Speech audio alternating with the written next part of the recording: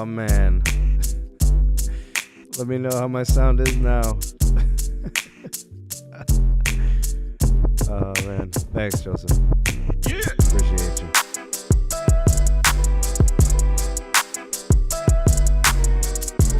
Yeah, let me know how my audio is. Is it coming out of both sides now? Let me know.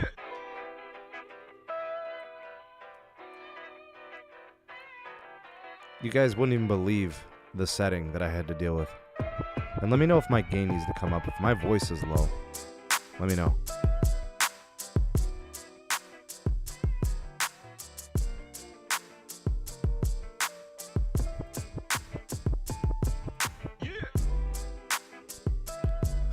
Both my ears work now. Nice, Dan.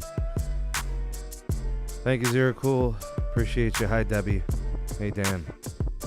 Good to see you guys made it back. Maverick, chill out before my mods drop the hammer, dog. Don't talk that Sprint blasphemy. What's up, info assistant? Lawrence, what's going on? You wouldn't even believe what I just had to go through with the audio. Okay, so Joshua, you know how it's stereo sound now?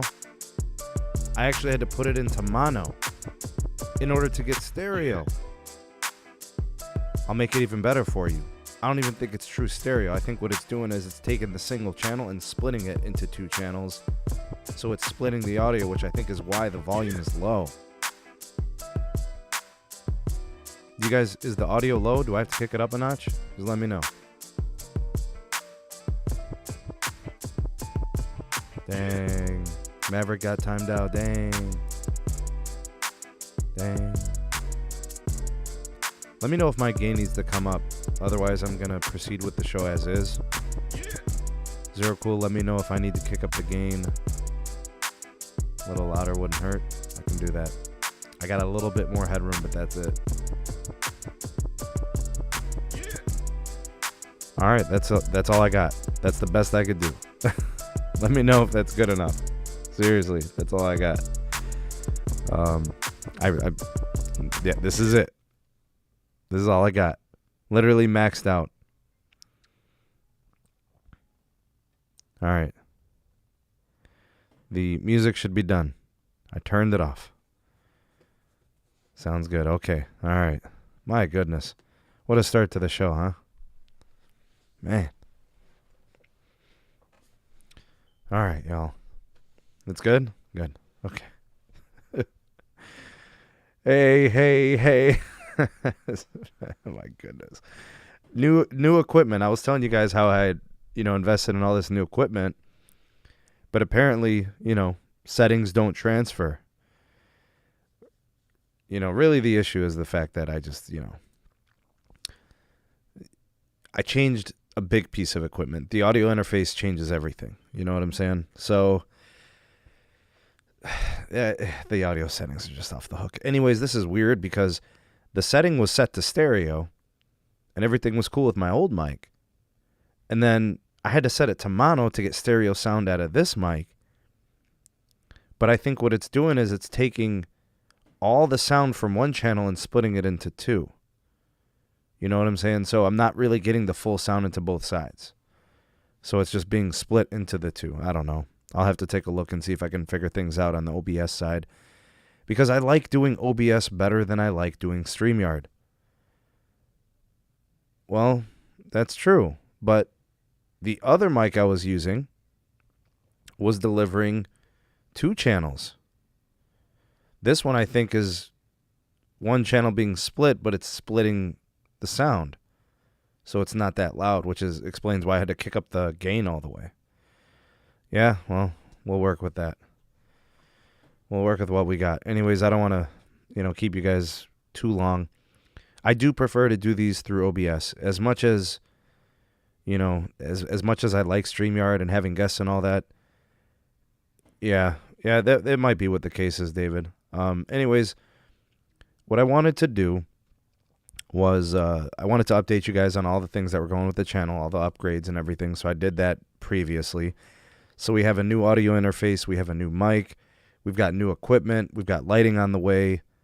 We're going to have a lot of new stuff coming to the channel. We're going to continue to improve our productions.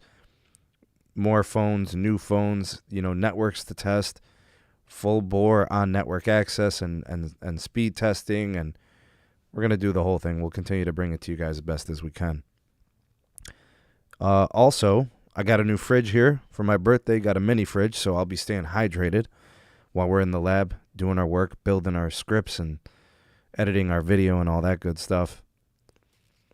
I do have a few stories I want to cover with you guys today for the podcast. I'm really comfortable. I just want to let you guys know as I'm delivering this podcast. I don't know if anybody out there ever does podcasts or does live streams or anything. I don't know if you ever get nervous during yours, but I don't. Man, I get super, super comfortable before I do my tests. So, PA Tech speed test, I can't do it, man. I can't. I'm not in the business of testing Metro. It's just not part of the repertoire of the channel. Nothing personal. Anyways, welcome to the show. Welcome to the SMT Podcast. I hope you're enjoying the new layout. All right, we've got, new decor. We got the millimeter wave node, super, super fast, ultra wideband. Put that up there. Hashtag 2LiveCrew if you're watching this in the live. Hashtag Mod Squad if you got a blue name and a blue wrench. Hashtag Replay Gang if you're watching this on DVR after record. And hashtag Ravioli Gang if you are watching this while you're eating dinner. Big shout out to Dennis. Appreciate you, man. Thanks for stopping by. Appreciate all your support of the channel. Thank you so very much. So we've got this new layout to the show. We're going to keep the content the same. Just want to change it up with some visual stuff. All right, so what I want to do first is I want to do a bit of an update on what's going on with AT&T and DirecTV. Okay, so this is important. I'm not trying to downplay it whatsoever. Okay, it is definitely legit. This is something we have to pay attention to because AT&T is setting itself up to have a lot of fluidity. All right, so the first story with AT&T, they are making moves to free up cash, and that can only mean two things. Number one, they're ready to kick up their spending. My anticipation is that AT&T is going to be spending more on the network and the wireless side than ever. Expect a CapEx increase. I also think they're going to be paying out dividends. Shareholders and investors, and they'll be thrilled, to know that more cash is going to be available. So I think a lot of people are going to be happy about this, those that are, shareholders and investors of AT&T. So here's the news. And I didn't really feel, like I had to do an update on this by itself on the channel, a dedicated episode. So I just wanted to kind of throw it in here at the front end of the podcast. So AT&T is pretty much all but moving forward from DirecTV. It appears to be a foregone conclusion. I think this is a done deal. I don't see how this plays out any other way. I don't think there's going to be any type of backing out. I don't think it's a situation where it's like on the fence, maybe, possibly. I don't think that's the case at all. I think this is a done deal. DirecTV is done like dinner. It's going to someone. I don't know about the terms. I don't know if it's going to be at like the stake that, AT&T wanted to do. A lot of rumor and speculation and word on the inside was that AT&T wanted to remain majority owner. They just didn't want to operate. So something tells me that's a deal breaker. They can't get those terms. Nobody's going to want to take on the DirecTV business and debt and then not be the overseer of the entire operation. So in my opinion, it just didn't make sense for the deal to go down like that. So I think they're giving it up. I think they're going to have to let go of the entire thing. They're not going to be able to keep it and take any type of, income off of it and that sort of thing. So that being said, it's good as gone in my opinion. The current most recent up to the minute bids have DirecTV at a $15 billion value. I believe just over $15 billion. The estimation initially was that it was going to be sold, or auctioned for like up to $20 billion. I didn't see the $20 billion. I mean, some people had it going down as low as $10 or $12 billion. So it kind of falls somewhere in between. I think the DirecTV deal gets done very soon. Expect some news at the turn of the new year. At some point early Q1 2021. This is obviously This is a good news if you're an AT&T investor because it gets rid of the debt. I think it's Dan, they did pay a lot of money for it. So actually the transaction was for $47 billion for DirecTV back in 2015, but I believe they brought $20 billion in debt with them. So really the transaction was like $67 billion. Yeah, crazy. Really not a business that really has much of a ceiling anymore, and the floor might be pretty low. I hear it's profitable, but, like David says, you got to cut your losses. You got to cut bait. I think AT&T is positioned to make moves in other segments of their business, DirecTV not being one of them. So as an investor of AT&T, you're probably happy to hear this news. If you're big on AT&T Wireless and you want to see them thrive, this is big because I think it frees up money for them to spend on the network in terms of the CapEx. I think we're going to see a corresponding move moving forward that AT&T is going to increase the CapEx and the guidance of what they're going to spend next year. I think also the investors are going to be happy. I think their dividends continue. Focus on their core business, as Barry stated. Well said, sir. They win in wireless. It butters their bread. That's really where it's at. They've got the DOJ deal. They've got the FCC deal. The government agency contracts are there with FirstNet. Building out Band 14. They seem to have pivoted well with HBO Max. That may be paying out quite soon. What's up, Keystone Tech? Good to see you, man. I know you're a Verizon guy. The thing about this DirecTV deal, the only better scenario would have been if they could have pulled it off earlier and sooner. That's the only way it would have been better, honestly. If they could have pulled this off several months before the C-band auction, just to kind of see themselves, right, and be in a position to make those moves, very quickly.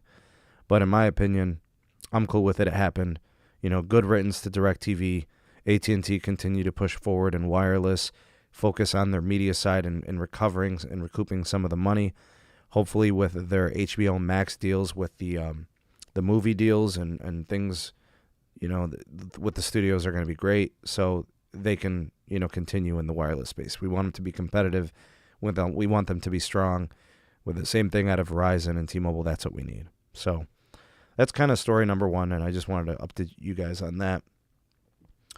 The next story, we'll just call this story number 2. Some commentary, actually, from T-Mobile CEO Mike Sievert. All right, so for those of you that know CEO of T-Mobile Mike Sievert, I call him Eugene. That's my specialty. Eugene,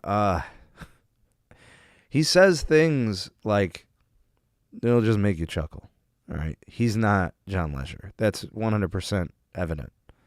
I believe it's Apollo Business Management who's buying DirecTV. There's 2 of them that are looking into it. I think they're bidding against each other. I'll do a follow-up video on that, Dennis, for you on the Patreon side for sure. Okay, so get a little comfortable here. The commentary coming from Mike Sievert, aka Eugene. The thing about Eugene is Eugene's really uptight. Eugene is a nice guy, probably, right? He's one of those guys, he's kind of like nerdy looking. He's got the glasses. He's like the typical Eugene. No offense to anybody named Eugene. It's not what I'm trying to do here. I'm just saying, like T-Mobile became the uncarrier because of the personality and the bravado of John Legere, And here comes Mike Sievert, the new CEO, and he takes on this, he inherits this business that has had a loud, boisterous, big hype marketing guy. John Legere was the perfect CEO if you were looking for the perfect cheerleader for a company. So that he was. Mike Sievert comes in, he cannot do that. He doesn't look like that. He doesn't portray that same confidence. He doesn't really mean it when he says he doesn't care what people think about him. It's just disingenuous. It's just not him. I've spoken to all of my cohorts about this type of topic, and whatever, Anyways, he offered some commentary on T-Mobile and T-Mobile's 5G and mid-band potential in wireless networking. And he spoke at the, there was a UBS convention today. So I'm sure a lot of people were watching and they wanted to know more, about their network plans and what they were doing in C-band and all of that. So whatever. Here are some of the quotes that he offered to the public there at this convention, at this UBS convention. And I just want to let you know what I like to call Mike Sievert, and this is pretty much every CEO. It's not just Mike Sievert. They like to do what is called the lie sandwich, where you got a lie, a little bit of truth, another lie, a little bit of truth, and then a bunch of lies and a little bit of truth. They sprinkle truth, amongst a bunch of lies. And it's business. These are just typical business practices here in the States. This is what they do. Anyways, here are some quotes from Mike Sievert, and I'm going to give you guys my take. Okay. Quote, "This is game-changing. It was a huge part of why we worked so hard to get this merger done, because we knew how it would benefit tens of millions of people and by extension benefit our business." End quote. He's speaking about the mid-band 5G position. Okay, so line number one from this quote. The merger was the only way that T-Mobile was going to compete in 5G. In what universe was T-Mobile going to compete in the C-band auction? Verizon was going to bring money bags. T-Mobile was going to bring money bags. In what world was T-Mobile going to compete with the Goliaths of the wireless industry? Right? What's up, Adam? Good to see you, man. It was going to be too challenging and too difficult for them to bid up against the two bigger carriers ready to spend the biggest swaths of money. So what they did was, when they did the merger, they really killed three birds with one stone. It wasn't just about the spectrum, right? There was more to it, okay? But they acted, Mike Sievert here, Eugene, he acted like they only did this merger to help people. Yeah, help themselves. They count as people. Increase their profitability, become a bigger company, become a regular carrier. They're no longer the uncarrier. We learned that the hard way. We saw the way that their business practices started to change a little bit. Cutting jobs and closing stores, regular carrier business, right? So they simply just are not the uncarrier anymore. In fact, they were making uncarrier moves that weren't really moves at all, like the scam shield. Like, that's not an uncarrier move. There's nothing uncarrier about it. Those scam protections and scam shields, that's the shaken and stirred method. That's FCC mandated. Like, there's nothing, whatever. Anyways.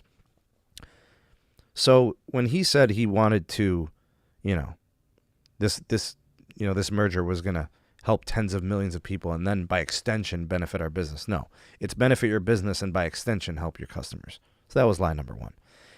The other thing to this is the merger was the only way they were going to compete in 5G because of the mid-band spectrum auctions. It was going to be very difficult for them. This gave them the spectrum from Sprint, right? The 2.5 gigahertz, all right? And it also gave them market share. He didn't mention that, and that's the truth.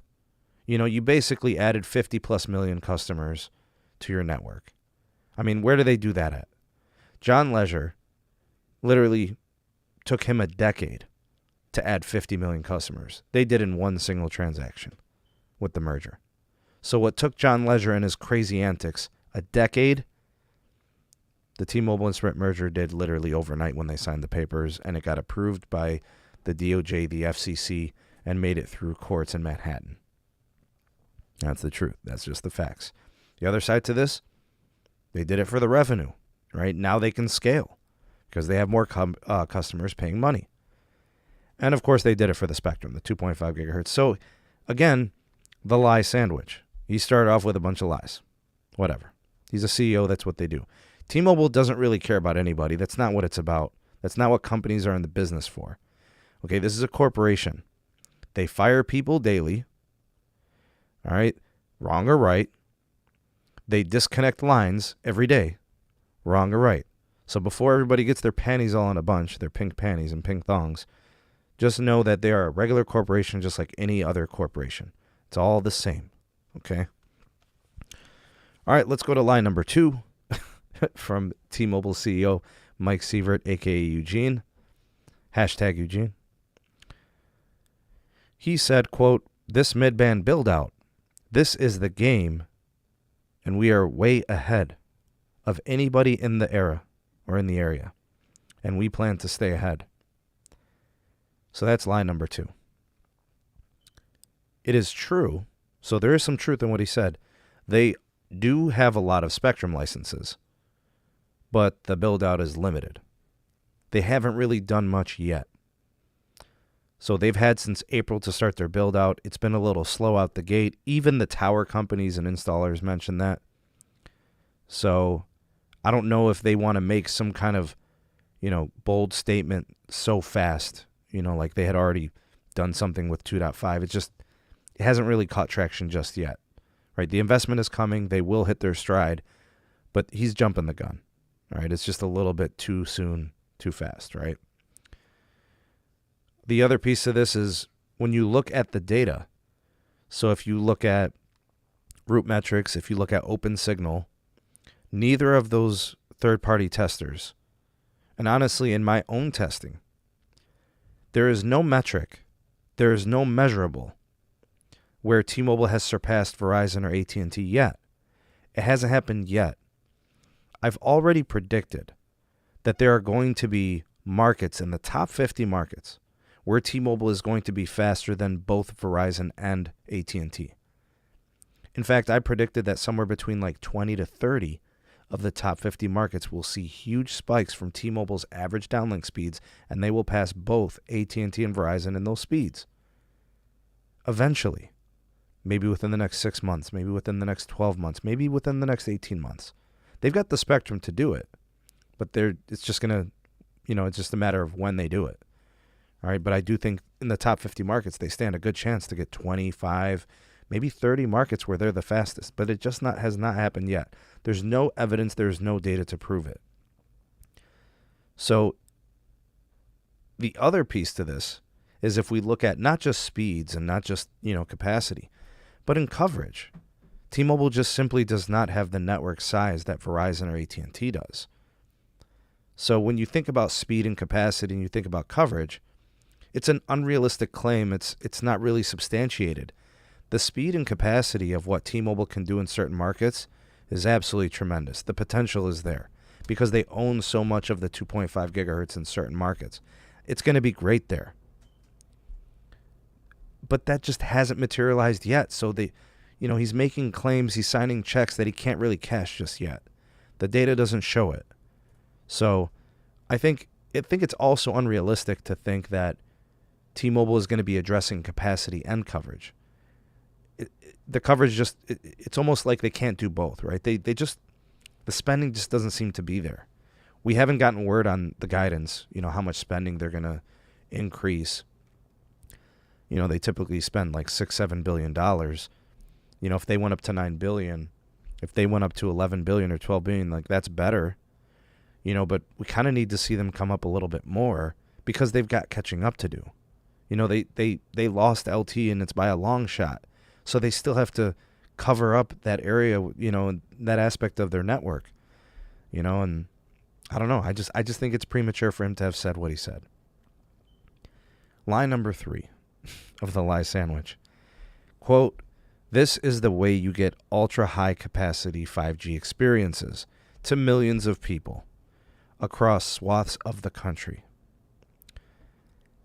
Okay, so why is this line number 3? Based on their home internet, business, what they want to do with home internet, and based on the mobility needs they have to maintain for their mobility customers, I think expectations need to be tempered. Honestly, if customers really catch on to this T-Mobile home internet and they start using, 5G home routers and modem routers, whatever the hardware they decide to use, I'm not sure if they're using a combo or whatever, I'm assuming they're just providing the modem, but whatever the case may be.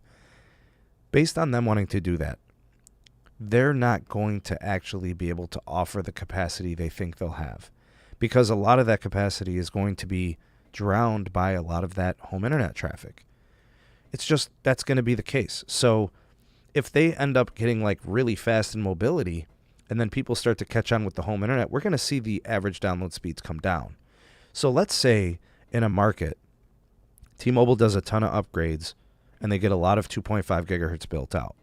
And then people start, speed testing it. Wow, 500-600 megabits all over the city. This is great. It's awesome, right? You densified, you got all types of capacity. The moment people start to catch on to the T-Mobile home internet product, you're going to start to see those downlink speeds coming down. 400, 300, 200. It's absolutely possible that a market catches on big for T-Mobile home internet and you see speeds plummet. Because the truth of the matter is that even with a lot of that 2.5 gigahertz, 120 megahertz maybe of downlink, that's a nice channel, but it's going to be hard to, if that's your only midband. So it's going to be important that they get involved in C-band a little bit. I think it's going to be important that they get involved in CBRS a little bit. They're not done. They're not out of the woods.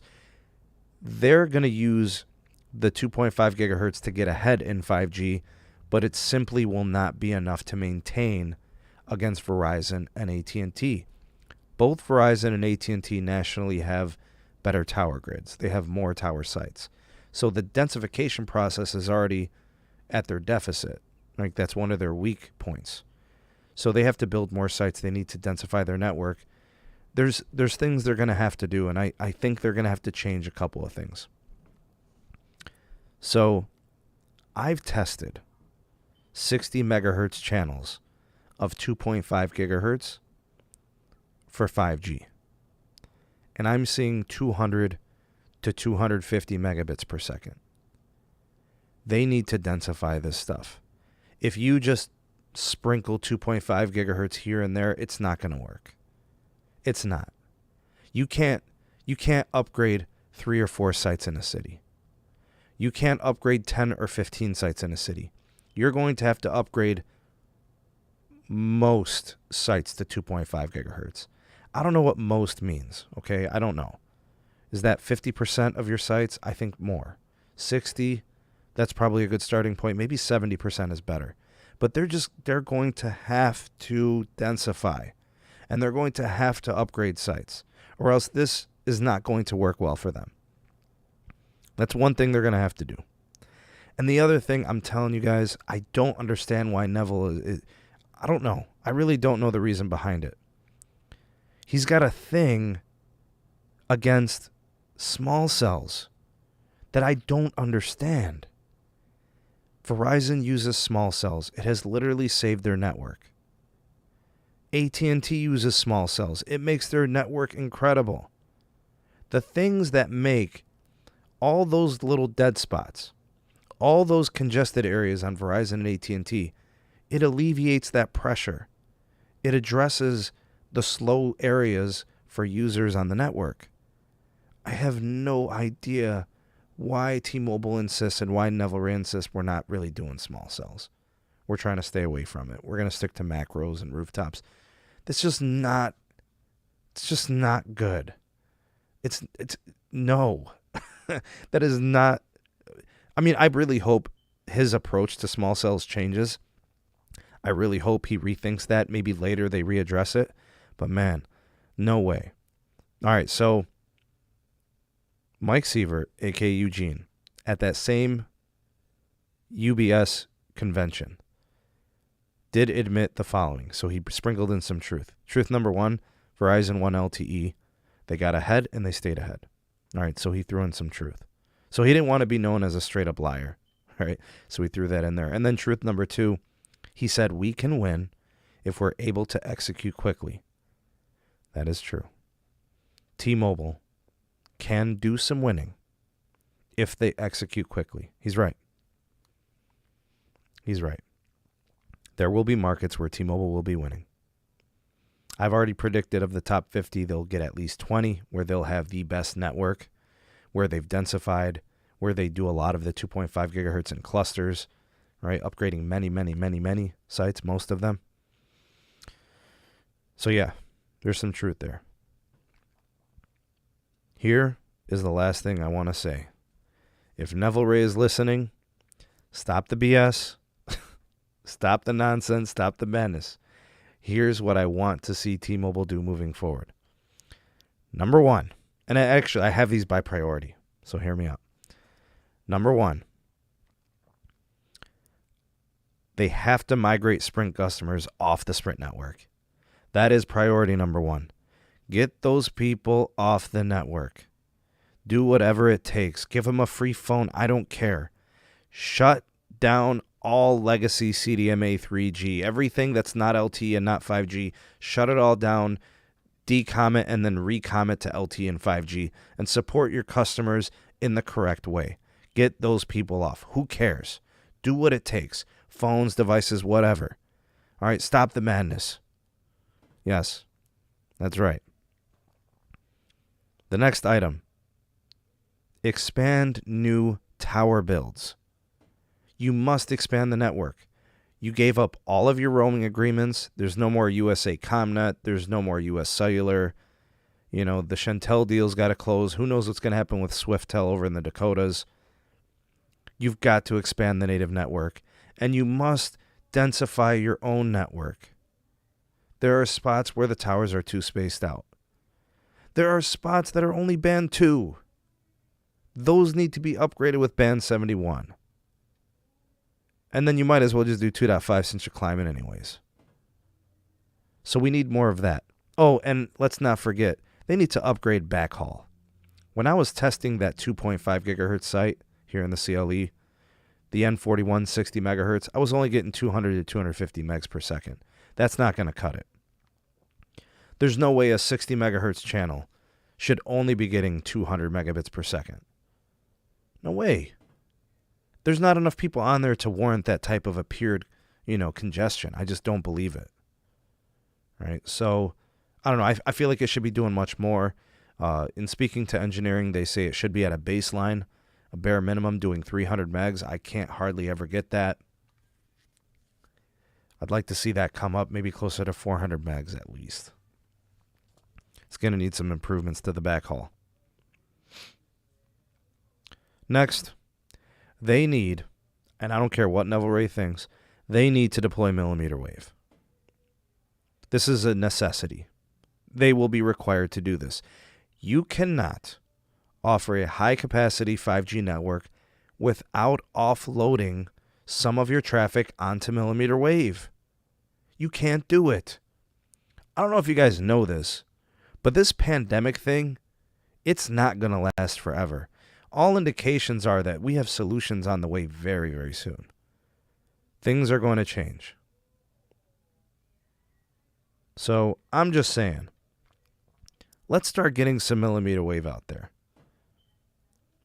They're behind Verizon in a big way. They're still even behind AT&T. I don't want to hear, rural America, we're not going to get it's not who it's for. That's not what I'm talking about. There are places where there are 70 to 80% of our country lives in big cities. We need millimeter wave. I'm sorry, whoever lives in, rural America. I'm not taking shots. I'm just saying your capacity needs are different than ours.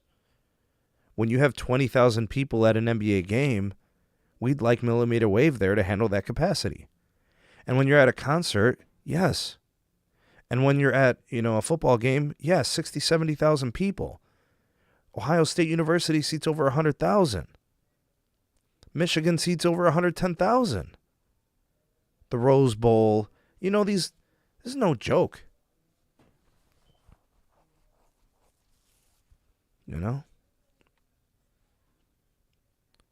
The small cells got to be a thing. They got to be. Come on, man. Another thing I want to state, and I really hope Neville does this, and I hope T-Mobile reconsiders this, they have to do DSS. I just did some testing today from T-Mobile that drove me crazy. I want T-Mobile to DSS 2 things. Number one, and this is the priority that I want them to DSS. I want them to DSS Band 2.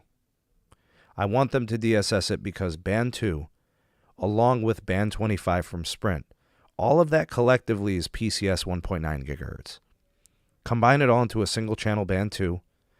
Get it all together. You're going to have markets with like 30 megahertz. DSS it. Don't split it.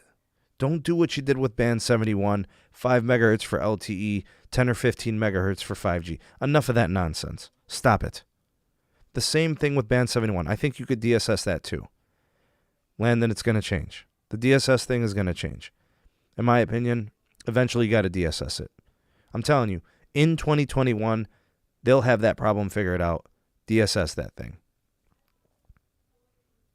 I want DSS on Band 2 and Band 71. Stop splitting Band 71 into 2 channels.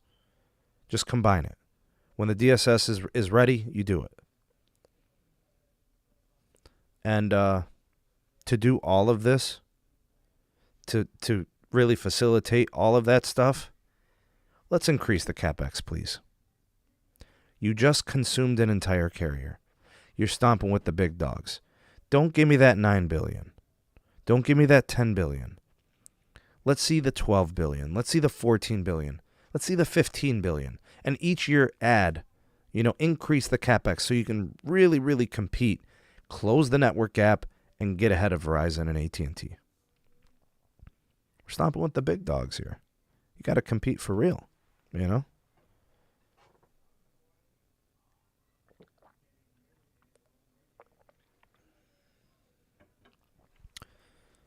So that's where I'm at with that.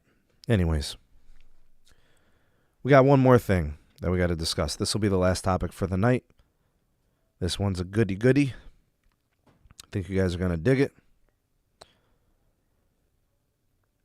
Spectrum Auction 107. This is crazy, all right? This is absolutely nuts. Yesterday was day 1 of Spectrum Auction 107 for C-band.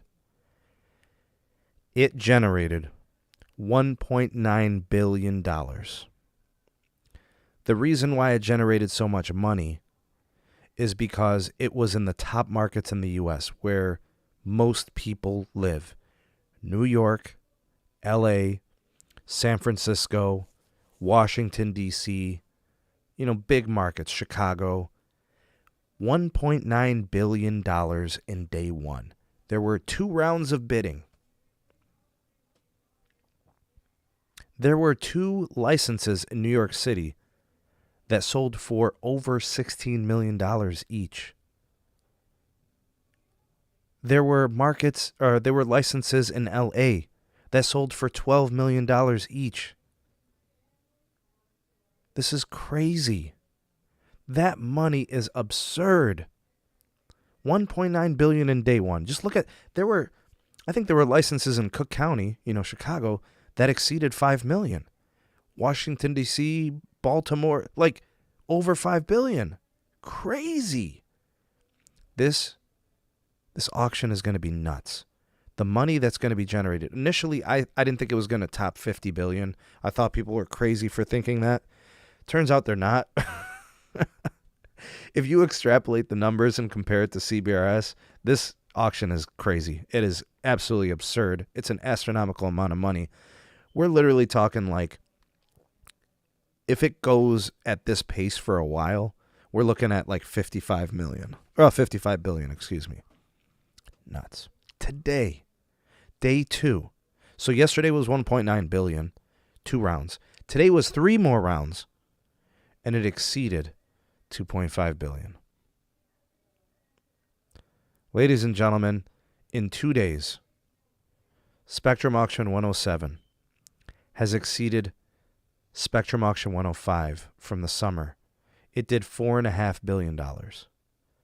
They did $4.5 billion in this auction in 2 days, in 5 rounds of bidding. I'm pretty sure CBRS had like 76 rounds. This is nuts. This is crazy. Verizon and AT&T have been choking themselves the last 2 days. Guaranteed. No, man. No, this is crazy. So, Verizon, AT&T brought the money bags. They're the ones spending this big money. T-Mobile sitting back. They're going to pick their spots in this auction. These are very valuable licenses. We're talking about Goldilocks 5G spectrum here. We're talking probably anywhere in the neighborhood of, 100 megahertz channels. I think Verizon's going in with 100 megahertz. I think AT&T is going to push that too. I initially had them at 80. A lot of people are really starting to try to influence me to push also to 100. I don't know, but they might. I do think T-Mobile's going to come in at a modest 40 megahertz on some level in certain places. They'll pick their spots. They'll go bargain hunting at the end. There's no pressure on T-Mobile to do big in the C-band. Not with the position they have. Like I said, they'll add some capacity. They'll get some licenses. They'll pick their spots. They'll get the bargains. But they're in a position where they just don't need to make moves in haste. Right? They can kind of move as they see fit. You're going to see big cable companies getting involved a little bit at the end in certain spots. Man, this is absurd. So, round 1 and 2 did almost $2 billion. Round 3, 4, and 5 did $2.5 billion. We are definitely trending to go over $50 billion. This will be the biggest spectrum auction ever. This will surpass AWS of 2015. I don't think without any doubt. It's not even a question. I'd like to know what you guys think is going to happen. I'd like to see what you have to say. Go ahead and drop some comments in the comment section for those of you watching on replay, those of you in the live chat. What do you think Verizon's going to come out with? How much do you think they're going to spend? How much how much spectrum they're going to get? Let me know where you think AT&T falls, how much they spend, and how much spectrum they get. Let me know what you think T-Mobile ends up with, how much money they spend, and how much spectrum they get. How much do you think total is going to be generated in the spectrum auction? Do you guys think it breaks the 50 billion mark? Do you think it falls short? Do you think it goes well above? Let me know what you think of the AT&T news with the DirecTV deal. Looks like that's pretty much imminent. And let me know what you think of Mike Sievert and his liar sandwich. I think those T-Mobile guys, those executives, they just got to get back to normal. You're not John Legere. You just calm down, man. They're tweeting dinosaurs and race cars and Reptar. I don't know what they're doing anymore. I don't get it. They got putters. They got paintbrushes. It's just nuts. Anyways, in the comment section, give me some comments, whatever you guys want to discuss. Let me know if you disagree with me. I respect all people's opinions. Please do comment. I invite you to do so. Appreciate your viewership and watching. Appreciate your support. If you appreciate the commentary, you can show your appreciation by, hitting the like button and sharing this to all your socials. That would be appreciated. Thank you for that. Share this everywhere except T-Mobile Reddit. You could share this anywhere else. Do not share this live stream on T-Mobile Reddit. Thank you for not sharing it to T-Mobile Reddit. Keep it off of that toxic platform. It's just not necessary. Appreciate you very much. Ghazi, thank you for the donation, man. Appreciate it. The $1.99 super chat. You're always very supportive, and thank you for being a big part of this community. Appreciate you very much. Before you guys get to going, do check out some of the links in the description box. Those are all the things going on with the channel. So there's ways to get in touch with the community. We do Periscope Lives. We got the @SneedTech Twitter handle. We do the audio-only version of this podcast. So we do it live on YouTube. I then rip it and put it onto the podcast. We're on, Apple Podcasts, Google, Spotify, Anchor. We do the whole thing. So do check us out there. Also, we've got a Patreon page, and I'll tell you guys how to get in touch with that community. So let's go ahead and close things up here for tonight's show. I do want to thank you for being a part of the SMT community. All that you do in supporting the productions here, we appreciate it. We're very grateful for you. #2LiveCrew for those of you that watch this on the live. #ReplayCrew for those of you that watch this on replay. #Ravioli Gang if you watch this while you're eating dinner, if you're hungry.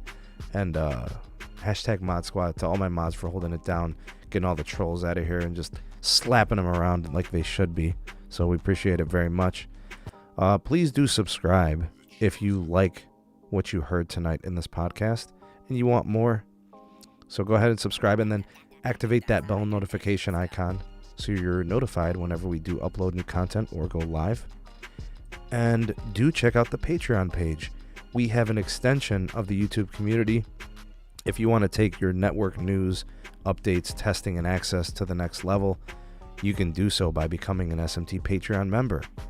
Donations as small as $1 a month, we go all the way to $5. It just helps us produce more and more here through the channel community onto the Patreon platform. So if you're looking for an extension of the community, that's one way you could do it. You could also check us out on the Twitter handle @SneedTech, or else on Periscope Live. So join us there. That's pretty much it for this one. Thank you all so very much for being a part of the community watching this. Please like this, share this, and let somebody know about the SMT Nation. Appreciate you guys very much. Hope you have a great rest of the day. We'll catch you on the next one, and peace.